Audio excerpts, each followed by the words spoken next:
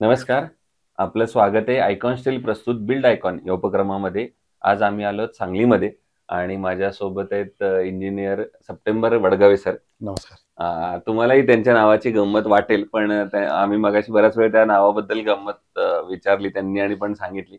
September असं त्यांचं आडनाव आहे. त्यांच्या वडिलांची अशी इच्छा होती. त्यामुळे त्या नावापासूनच आपण सुरुवात करणार आहे. पण मला असं वाटतं, की नावात काय असं शेक्सपियरनं तेव्हा म्हणलं होतं. पण मला असं वाटतं, की त्यांच्या नावापेक्षा त्यांनी केलेल्या कामात सुद्धा फार महत्वाचं आहे. कारण इंडस्ट्रियल सेगमेंटवर त्यांनी फोकस केला पहिल्यापासून आणि त्यांची अशी इच्छा होती, की आणि त्याप्रमाणे ते झालं आणि नंतर इंडस्ट्रियल बॅक टू बॅक सेगमेंटवर त्यांनी काम केलं.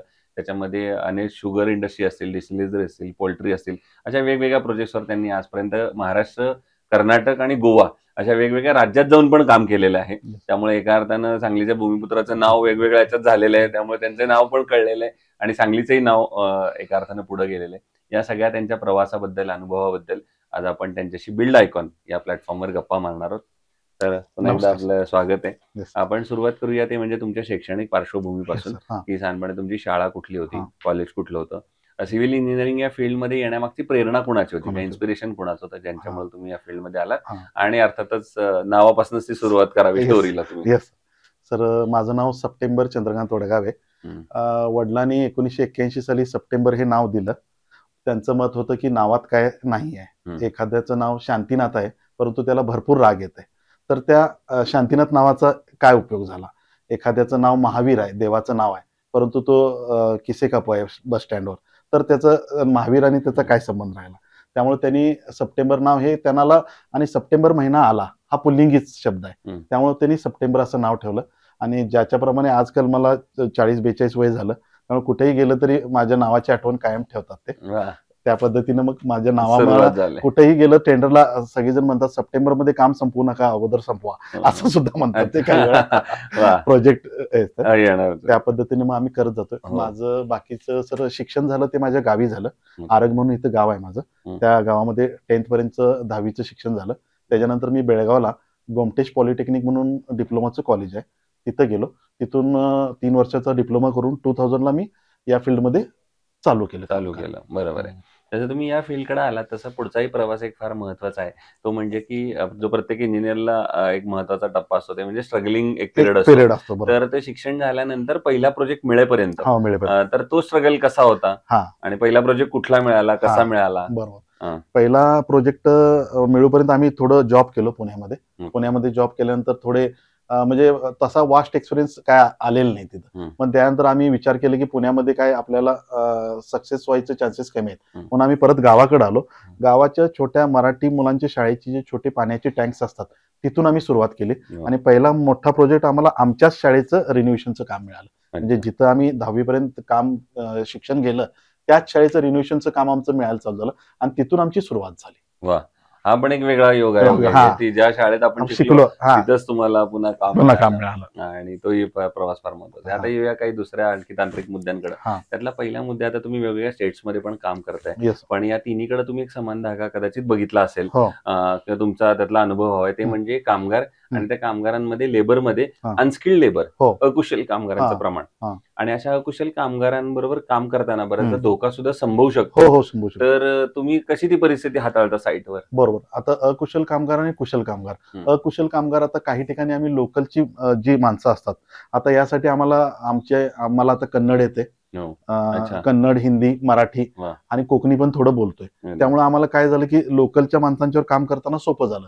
परंतु आता काय झालं, मेजर वर्क काय झालं, की लोकलची माणसं बऱ्याच वेळा सुट्टी घेतात. हं. म्हणजे आज माझं हे काम आहे, ते काम आहे. म्हणून आम्ही आता काय केलंय, एम-पी, यू-पी वाले, बिहारी, बंगाली किंवा आपले कर्नाटकमधले हं. जे आपल्या तिथं येऊन राहून करणारे लेबर, बरोबर. यांच्याशी काम करून त्यांच्याशी म्हणजे त्यांना काय काम आहे हे पहिलं समजून सांगून आम्ही त्यांना दाखवतो, की बाबा हे काम आपल्याला करायचं, हे बनवायचं आहे. हं, त्या हं. पद्धतीनं बनवून आम्ही ते करून घेतो. त्या काम सुरू करतात. बरं. करून घेतो. पुढचा प्रश्न असा आहे, की आता तुम्ही याच्यात एवढं काम करताय, तर त्यातला इंडस्ट्रियल हा हां, पार्ट कसा तुमच्या आयुष्यात आला? हां. इंडस्ट्रियल स्पेशलायझेशन कसं झालं झालं. हां, आणि कसं-कसं तुम्ही तो प्रवास बरोबर. राहिला?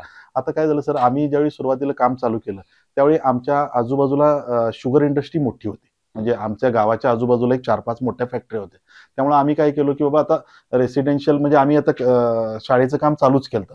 तोपर्यंत आम्ही एक्सपान्शनच्या कामाकडे जाऊन माहिती घेतली. तर तिथल्या रेणुका शुगर म्हणून एक मोठी इंडस्ट्री आहे, शुगर हो. इंडस्ट्री. त्यांनी आम्हाला सुरुवातीला कामं दिली. ती कामं दिली तर ते काम करत करत आम्हाला सुद्धा ते काम करण्यात मजा यायला लागली. त्यांना सुद्धा क्वालिटी मिळाली. आम्हाला पण पेमेंट फास्ट मिळालं. त्या दृष्टीने करत करत आम्ही ते मग एक रिलेटेड एक शुगर फॅक्टरी अशी आता सगळ्या तिन्ही राज्यातल्या शुगर फॅक्टरी आम्ही कव्हर केलेल्या आहेत. वा.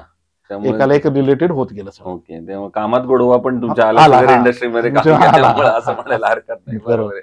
दुसरं तुम्ही आता बीइंग इंजिनियर किंवा प्लॅन करताना आपण अनेक गोष्टींचा विचार करत असतो. हा. पण इंडस्ट्रियल मध्ये मग प्लॅन करताना काय गोष्टींचा विचारात घ्याव्या लागतात हा. आणि प्लॅन या स्टेजवर कसं काम करावं लागतं? बरोबर. सर ह्यात ऍक्च्युली आता काय होतं, आम्ही जिथं वर्किंग करतोय तिथं प्लॅन हा एक्झिक्युशन हे आमचे एक आर्किटेक्ट लोक करतात. बरोबर. त्यांनी प्लॅन करून आम्ही काय करतो, एक्झिक्युशन करतो. मग त्यांनी प्लॅनिंग करताना प्लॅनिंगच्या दृष्टीनं म्हणजे पोल्युशनच्या दृष्टीनं त्यांनी जास्त प्लॅनिंग करतात की बाबा याचं पोल्युटेड काय होऊ नये या दृष्टीनं. तेव्हा प्लॅनिंगचा पार्ट मेजरली त्यांच्याकडे राहतोय. ओके. आम्हीचा पार्ट ड्रॉइंग आलं की एक्झिक्युशन करून देणे आणि त्या ड्रॉइंग मध्ये जर काही कमी वाटली तर आम्ही फक्त सरांना सजेस्ट करतो की सर हे तर आम्हाला थोडं डिझाईन लाईट वाटतंय, ते तुम्ही एकदा चेक करून घ्या.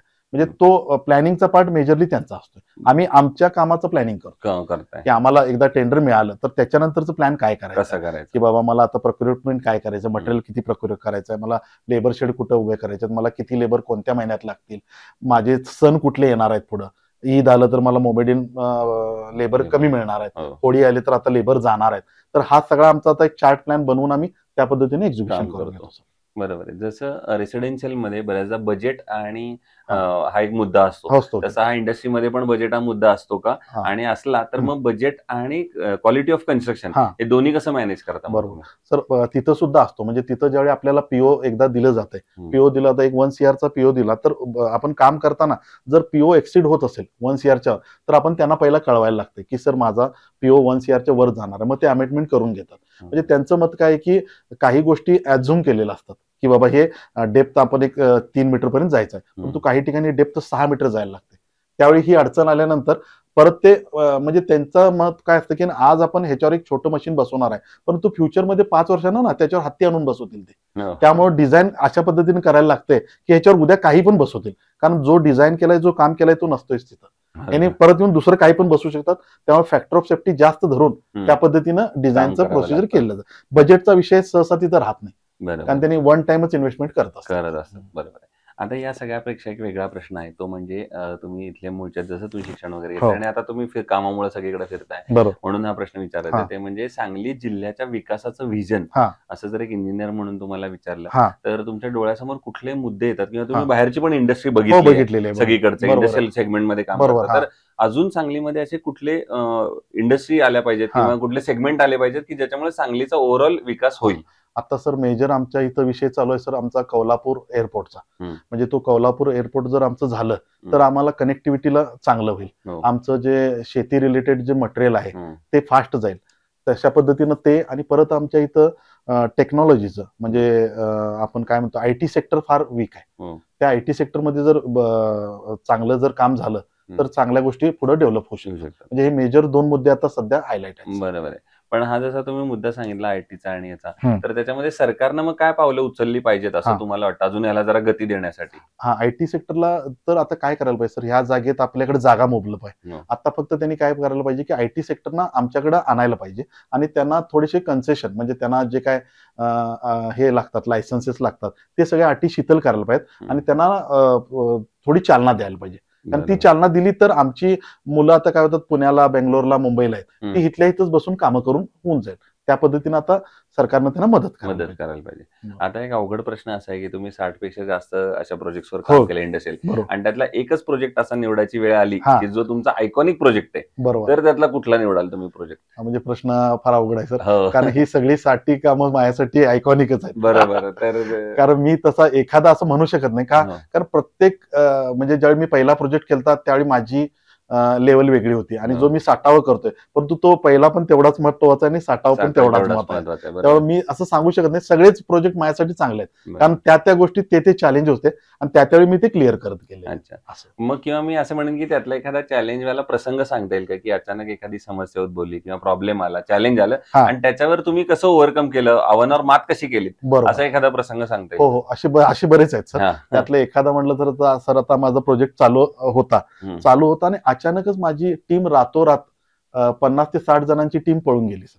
अचानक. हा अचानकच पळून हम्म. गेली. म्हणजे त्यांना काय त्यांचा जो मधला आमचा ठेकेदार होता हो. त्यानं त्याचं पेमेंट केलं नव्हतं अच्छा. आणि ती पळून गेली. मला त्यावेळी भरपूर अडचण झाली की ओके. आता उद्या तर माणसं पाहिजेत आणि काम सगळं आपलं शेड्यूल खराब होतंय ना, त्यामुळे हो, हो. बार चार्ट दिलेला असतोय तो सगळा कोलॅप्स होतोय. हो. त्यावेळी मी स्वतः एमपीला जाऊन मी गाडी करून लेबरना घेऊन आलो सर.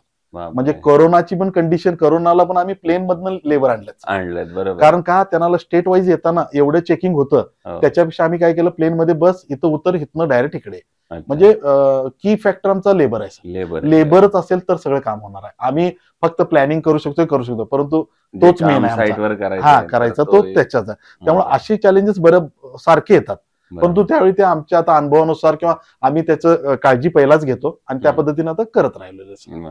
दुसरं कन्स्ट्रक्शन मध्ये जेव्हा स्टील निवडायची वेळ येते हा तेव्हा तुम्ही काय पॅरामीटर्स बघता बरोबर आणि जे इंडस्ट्रीला कुठले पॅरामीटर्स लागतात स्टीलसाठी? बरोबर. आता सर स्टील मध्ये मेजर काय होतं की आमच्याकडे काही ठिकाणी आमच्या जे ओनर असतात ते आम्हाला सांगितलेलं असतात की तुम्हाला स्टील या पद्धतीचे वापरायचे. मग ते काही वेळा ब्रँडचं नेम देतात आणि ज्यावेळी आम्हाला सांगितलं जाते त्यावेळी आम्ही त्यांचं टेन्साईल स्ट्रेंथ मेनली स्टीलचं बघतोय. टेन्साईल स्ट्रेंथ आणि आम्हाला बेंडिंग करताना जो स्मूथनेस पाहिजे, जो रिंग बनवताना तो आम्ही मेजरली बघतो. काही आणि डायमीटर पण बघतो सर.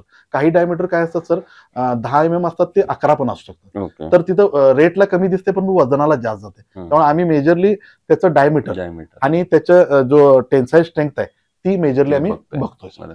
मग आयकॉन स्टील तुम्ही कधी आजवर वापरलंय का? तर तुमचा अनुभव कसा आहे स्टील म्हणून पण आणि त्यांची सर्व्हिस पण? सर मी माझ्या स्वतःच्या घरालाच आयकॉन स्टील वापरलेलं आहे. माझं एक लोड बेरिंग घर बांधलेलं आहे मी. म्हणजे त्यात मी मेजरली कॉलमचा वापर केलेला नाही, आरसीसीचा. मी फक्त स्टीलचा वापर प्लिंथ बीम, रिंग बीम आणि स्लॅबला केलेला. तर मला त्याचा रिझल्ट फार चांगला आला. म्हणजे मला जो त्याचे कॅल्क्युलेशन मी करत होतो की वेट किती लागणार आहे, तर ते एकदम परफेक्ट वेट होतं त्याचं. त्यामुळे ते चांगलं आणि वर्किंग करताना सुद्धा सॉफ्ट होतं आम्हाला. त्यामुळे त्या सगळ्या गोष्टीला आम्हाला ते चांगलं गेलं. 100% विश्वास आहे. आणि आता अगदी शेवटचा प्रश्न ते म्हणजे या फील्डमध्ये जे नवीन तरुण इंजिनियर्स येतात त्यांचं पहिलं पाऊल आहे या सेक्टरमध्ये, तर त्यांना तुम्ही काय सल्ला द्याल? त्यांना मी हे सल्ला देईन की बाबा तुम्ही क्वांटिटीपेक्षा क्वालिटीवर लक्ष द्या. कारण क्वालिटी मस्ट आहे. आजकाल काय झालंय, सगळ्यांना लगेच 2चे 2 अधिक 5 करायचे प्रश्न लागले, परंतु ते न करता 2 अधिक 2च 4च करा. कमी काम करा, खरंच चांगलं काम करा. कारण कोण तर एखादा माणूस आपल्या आयुष्यभराची पुंजी लावून ते काम करत असतोय. आपण 2 रुपये वाचवण्यासाठी त्याचं नुकसान करण्यापेक्षा चांगलं काम करा, लॉंग टर्म काम करा. म्हणजे चांगलं काम केलं तरच कामालाच काम आणणार आहे. तुमच्या ऍडव्हर्टायझिंग आणि ह्याला एक ठराविक लोक भुलतील, येतील, परंतु तुमचं काम चांगलं झालं तर ते कामालाच काम ओढून आणणार आहे. क्या बात आहे. सो हे होते इंजिनियर सप्टेंबर वडगावे सर. आणि जसं त्यांनी सांगितलं तसं की तुमच्या कामामध्ये क्वालिटी असली पाहिजे आणि त्या कामामुळेच तुम्हाला पुढचं काम मिळत राहतं. हा एक त्यातला फार महत्वाचा भाग त्यांनी सांगितला. आणि दुसरं त्यांच्या नावाच्या गमतीवरनं एक फक्त जाता जाता शेर ऐकवतो, ते म्हणजे की लोग है की काम कर रहे और हम है की नाम कर रहे. तर तसं त्यामुळे त्यांचं नाव ही विशेषता जशी आहे तशी त्यांची काम ही पण विशेषता आता आहे. आणि ते एवढे सगळ्या प्रोजेक्ट्सवर त्यांनी आजवर 60 पेक्षा जास्त प्रोजेक्टवर त्यांनी काम केलंय. 3 स्टेटमध्ये त्यांचं काम चाललंय. तो भविष्यात सुद्धा अशाच आयकॉनिक प्रोजेक्टची निर्मिती तुमच्या हातून घडावी याच आयकॉन स्टील तर्फे मनपूर्वक शुभेच्छा. धन्यवाद.